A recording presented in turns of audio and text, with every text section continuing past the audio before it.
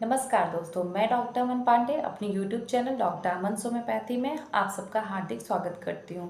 Friends, आज मैं बात करने वाली हूँ बहुत ही कॉमन प्रॉब्लम के बारे में जो कि महिलाओं में पाई जाती है, जिसका नाम है डिस्मेनोरिया। डिस्मेनोरिया मीन्स होता है पीरियड के आते जब आता है उस टाइम पे जो पेन होता है उसको हम लोग डिस्मेनोरिया कहते हैं मेडिकल टर्म्स में।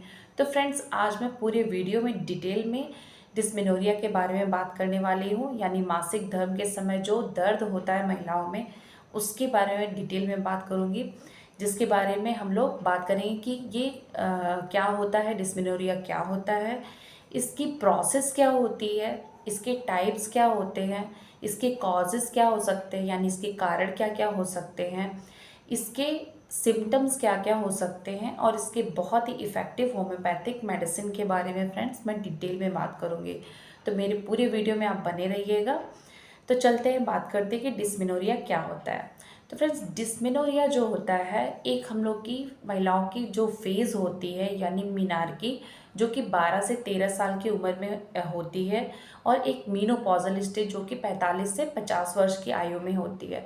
तो फ्रेंड्स, ये जो रिप्रोडक्टिव एज है, यानी 12 से लेके 45 साल की एज का, यानी मीनार्की से लेके मीनोपॉजल स्टेज तक की ये जो बीच की पीरियड है, इसको हम लोग रिप्रोडक्टिव पीरियड कहते हैं, जिसके दौरान महिलाओं में हर महीने पीरियड आता है जो कि 1 to 5 डेज तक होता है नॉर्मली, और उससे एक्सेस भी 7 डेज तक भी चला जाता है कुछ महिलाओं में।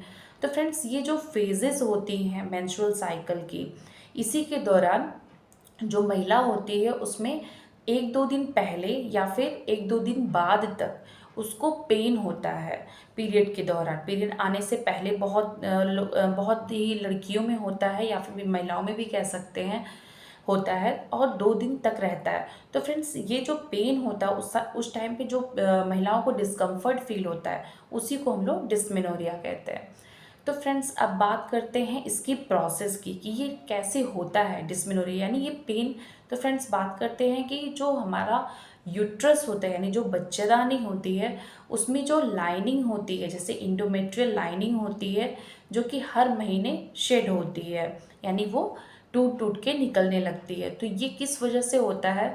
तो फ्रेंड्स, ये प्रोस्टाग्लैंडिन लाइक हार्मोन्स होते हैं जो हमारी बॉडी रिलीज़ करती है। अगर वो बहुत ज़्यादा मात्रा में रिलीज़ होने लगता है, जिसकी वजह से वहाँ पे यूट्रस में बहुत ही ज़्यादा कॉन्ट्रैक्शंस होने लगते हैं, जिसकी वजह से वहाँ पे ब्लड सप्लाई बहुत कम हो जाती है, और जब ब्लड सप्लाई कम हो जाती है तो वहाँ पे ऑक्सीजन की भी सप्लाई कम हो जाती है, जिसकी वजह से फ्रेंड्स वहाँ पे जो पेन रिसेप्टर्स होते हैं, यानी जो हमारी नर्व्स होती हैं, वो एक्टिवेट हो जाती हैं और वो ब्रेन को सिग्नल्स पहुँचाती हैं, जिसकी वजह से हम लोग को वहाँ पे पेन का एहसास होता है। तो फ्रेंड्स, अब मान लेते हैं कि ये जो पेन है ये प्रोस्टाग्लैंडिन हार्मोन्स की वजह से ही स्टार्ट होता है, जो कि नॉर्मल कंडीशन में अगर रहता है, तो जैसे मोस्टली महिलाओं को जो दर्द होता है वो नॉर्मली पीरियड में 1-2 दिन तक रहता है, जो कि वो बियर कर सकती हैं, उतना कोई डिस्कम्फर्ट फील उनको नहीं होता है। लेकिन अगर वही पेन बहुत ज़्यादा बढ़ जाता है तो वो कहीं ना कहीं उनकी दिनचर्या में उनको प्रभावित करता है। तो फ्रेंड्स, कहीं ना कहीं इसका जो प्रोसेस है वो प्रोस्टाग्लैंडिन हार्मोन्स हम लोग मानते हैं कि इसकी वजह से क्रैम्प्स वगैरह वहाँ पे आना स्टार्ट हो जाते हैं, जिसकी वजह से महिलाओं में दर्द होता है। तो फ्रेंड्स, अब इसके टाइप्स की बात कर लेते हैं कि डिस्मेनोरिया कितने टाइप्स का होता है। फ्रेंड्स, जो डिस्मेनोरिया होता है ये 2 टाइप्स के होते हैं। पहला है प्राइमरी डिस्मेनोरिया, सेकेंड है सेकेंडरी डिस्मेनोरिया। तो फ्रेंड्स, पहले बात करते हैं कि प्राइमरी डिस्मेनोरिया क्या होता है। फ्रेंड्स, जो प्राइमरी डिस्मेनोरिया होता है ये फिजियोलॉजिकल होता है, जो कि मिनार्की के टाइम मोस्टली लड़कियों में देखने को मिलता है कि जब मिनार्की होती है, यानी कि पीरियड जब स्टार्ट होता है, तो उस टाइम पे लड़कियों में बहुत ज़्यादा पेन स्टार्ट होता है स्टार्टिंग के दौरान।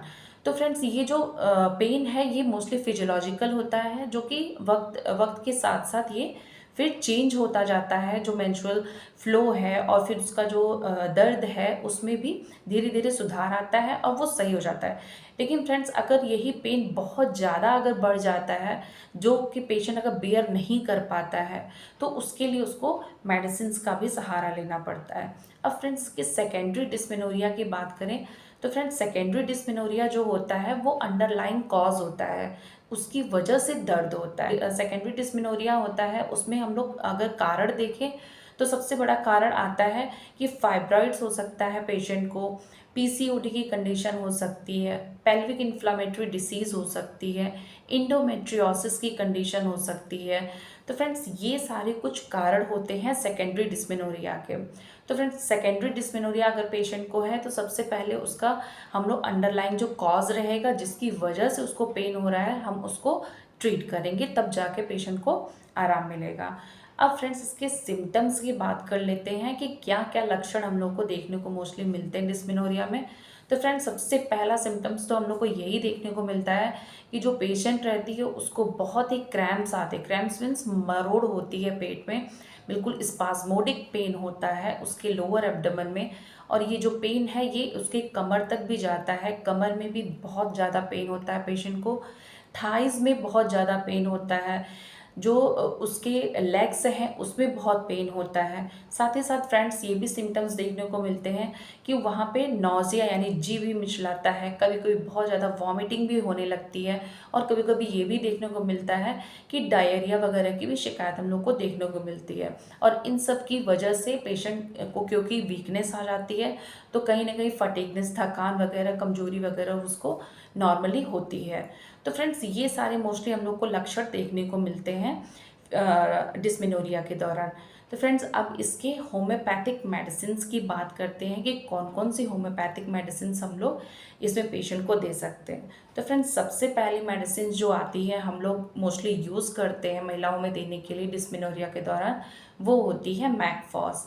फ्रेंड्स मैकफॉस एक बहुत ही इफ़ेक्टिव मेडिसिन होती है जिसमें हम लोग अगर पेशेंट का सिम्टम्स देखें तो उसको बहुत ज़्यादा पीरियड जब आता है या फिर आने वाला रहता है तो बहुत ही ज़्यादा उसके लोअर एब्डोमेन में क्रैम्पिंग और स्पास्मोडिक पेन होता है, जिसमें उसको अगर वो गर्म चीज़ों से सेकती है या गर्म चीज़ें पीती है तो उसको आराम मिलता है। तो फ्रेंड्स अगर इस तरह के लक्षण हम लोग को देखने को मिलते हैं तो हम लोग मैकफॉस की 30 पोटेंसी 5-5 बूंद सुबह दोपहर शाम देते हैं तो बहुत ही अच्छे रिजल्ट देखने को मिलते हैं।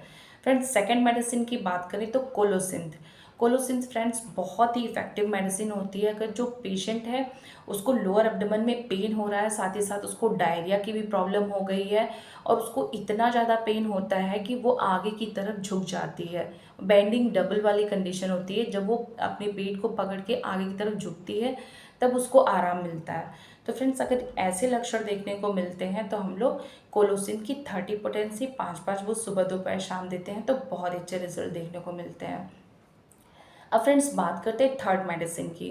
फ्रेंड्स थर्ड मेडिसिन जो होती है वो होती है पल्सेटिला, जिसमें हम लोग को देखने को मिलता है कि पेशेंट जो है बहुत ही स्कैंटी मेंसेस उसके आ रहे हैं, लेकिन उसको क्रैम्प्स बहुत ज़्यादा है पेशेंट को, और बहुत ही ज़्यादा वो पेशेंट जो होती है माइल्ड नेचर की होती है, उसको बहुत ही सेंसिटिव पेशेंट होती है, बहुत बात बात में उसको रोना आ जाता है। तो फ्रेंड्स ऐसी अगर हम लोग लेडी या फिर लड़की देखते हैं और ऐसी पेशेंट हम लोग को देखने को मिलती है तो हम लोग पल्सेटिला की 30 पोटेंसी 5-5 को सुबह दोपहर शाम देते हैं तो बहुत ही अच्छे रिजल्ट देखने को मिलते हैं। फ्रेंड्स फोर्थ मेडिसिन की बात करें तो सीपिया ऑफिसनालिस।